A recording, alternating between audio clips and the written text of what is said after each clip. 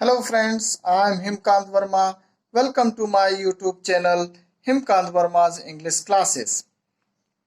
आज की वीडियो में मैं आपको बताऊंगा कि इंग्लिश न्यूज़पेपर कैसे पढ़ते हैं और उसको से कैसे मीनिंग मेकिंग किया जाता है। आज मैं यह सब हिंदी में इसलिए बता रहा हूं ताकि आपको इसकी प्रोसेस अच्छे से समझ में आ जाए। हालांकि मैं इंग्लिश के video English to English prefer करता हूं, किंतु मेरे कुछ साथियों की रिक्वेस्ट पर मैं यह आपको हिंदी में बनाकर दिखा रहा हूं। आज की वीडियो में मैंने हितवाद डेली न्यूज़पेपर से 10 हेडलाइंस ली हैं, जिसको हम पढ़कर समझेंगे कि कैसे मीनिंग मेकिंग की जाती है, वो भी बिना डिक्शनरी के। और आप भी इससे इसी तरीके से पढ़कर कॉन्टेक्चुअल मीनिंग निकालकर आप मीनिंग मेकिंग कर सकते हैं। इसके माध्यम से मैं आपको एक आइडिया देना चाहता हूं कि किसी भी स्टोरी को, किसी भी मैगजीन को इनिशियली जब आप पढ़ना स्टार्ट करते हैं, वो भी इंग्लिश में, तो आप इसी तरीके से मीनिंग मेकिंग किया कीजिए, जिससे आपका इंटरेस्ट बढ़ेगा और आपकी वोकेबलरी पावर को मजबूती मिलेगी।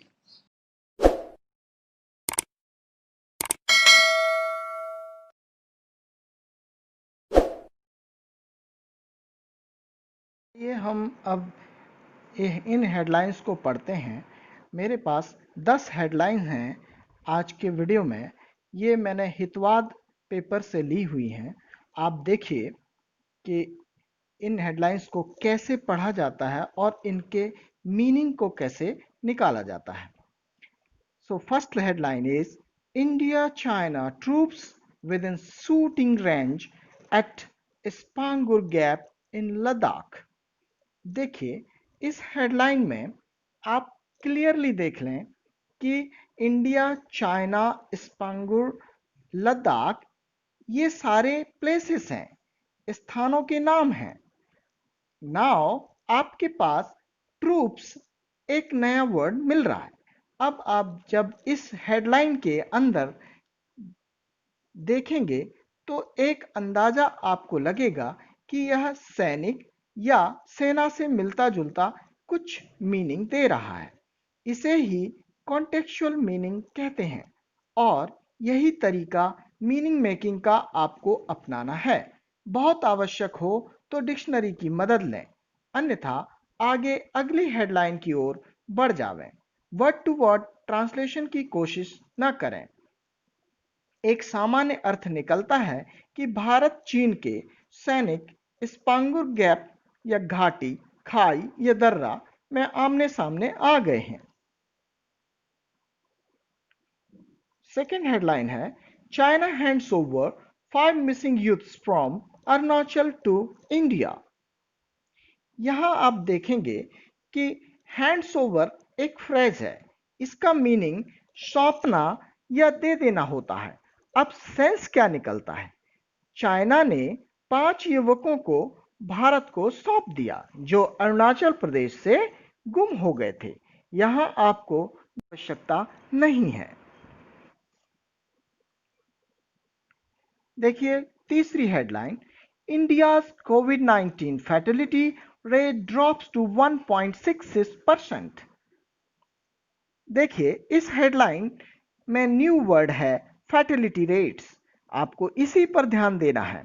It means the number of people that die per a number of cases, अर्थात मरने वालों की दर अथवा मृत्यु दर। इसके लिए भी आपको डिक्शनरी की आवश्यकता नहीं है, बल्कि हेडिंग के अंदर डिटेल में क्या दिया है उसे 1 या 2 बार पढ़ेंगे तो खुद ब खुद मीनिंग सेंस समझ में आ जाएगा। फोर्थ हेडलाइन है UN general assembly adopts pandemic resolution. इस हेडलाइन में आप यूएन इस तरीके के शॉर्ट फॉर्म न्यूज़पेपर में काफ़ी यूज़ होते हैं। इसके फुल फॉर्म आपको डिटेल्स पढ़ने से समझ में आ जाते हैं। यूएन यूनाइटेड नेशंस और एक दो बार में आपके को लर्न भी हो जाते हैं। इसे लेकर परेशान न होवें। इंग्लिश न्यूज़पेपर हेडलाइंस का यही तरीका होता है। यहाँ एडॉप्ट्स और रिजोल्यूशन टू न्यू वर्ड्स हैं।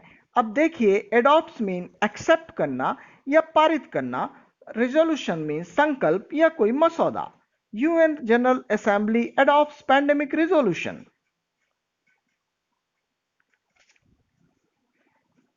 मतलब यूनाइटेड नेशन जनरल असेंबली में पैंडेमिक रिजोल्यूशन को स्वीकार कर लिया या एक्सेप्ट कर लिया। Fifth headline, over 15 lakh candidates to appear for NEET exam today.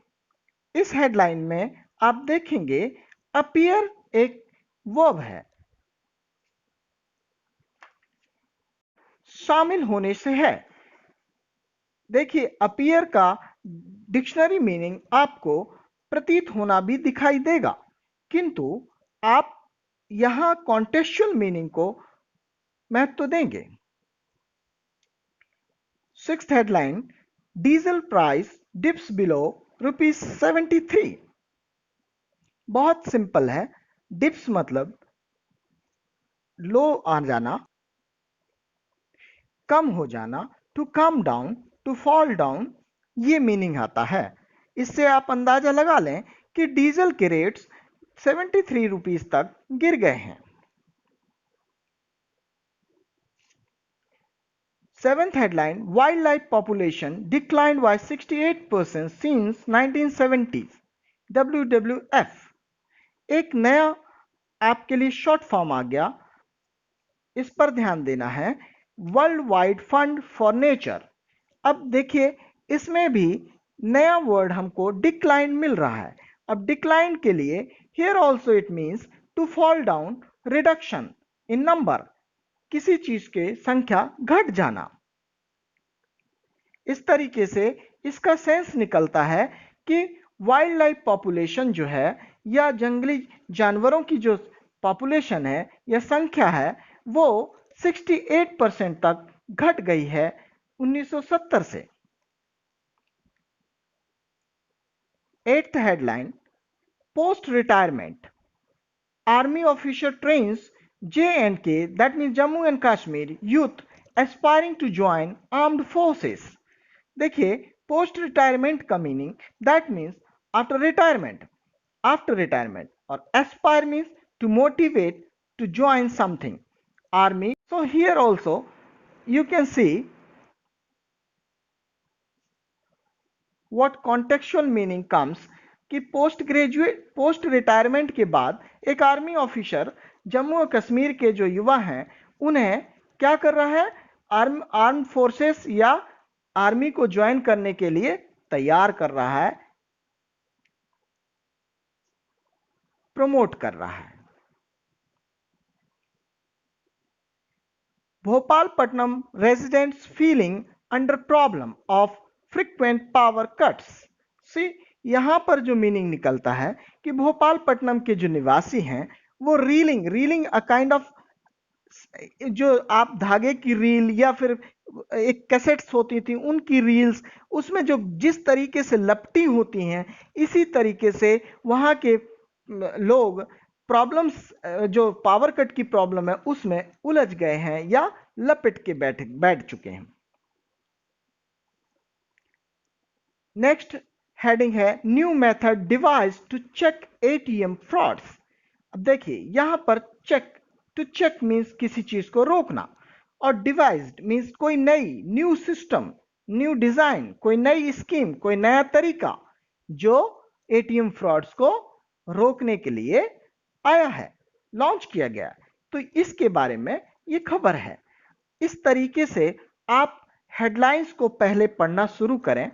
धीरे धीरे जब आपकी रुचि बढ़ जाए तो हेडलाइंस के अंदर जो डिटेल्स होते हैं उनको पढ़ना शुरू करें, और देखेंगे, आप पाएंगे कि आपके शब्द भंडार लगातार बढ़ता जा रहा है। इसके लिए आपको डिक्शनरी की आवश्यकता नहीं है, बार बार आपको डिक्शनरी देखने की जरूरत नहीं है। आपको कॉन्टेक्स्ट में मीनिंग खोजना है, अंदाजा लगाना है कि ये खबर किस बारे में दी गई है।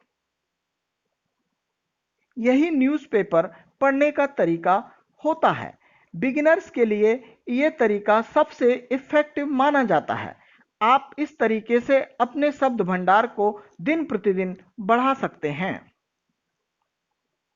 आज की वीडियो में यहीं तक। अगले वीडियो में फिर मिलेंगे। आपको इसी तरीके के रोचक अंग्रेजी सीखने के तरीके मिलते रहें, नए नए वीडियोस मिलते रहें। इसके लिए मेरे चैनल को सब्सक्राइब करें, लाइक करें, शेयर करें और बेल आइकन प्रेस करना ना भूलें।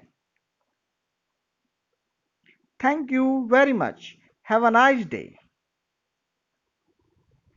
साथियों, ध्यान रहे, यदि आपने इस चैनल को पहले सब्सक्राइब कर दिया है तो दोबारा सब्सक्राइब करने की आवश्यकता नहीं पड़ती है।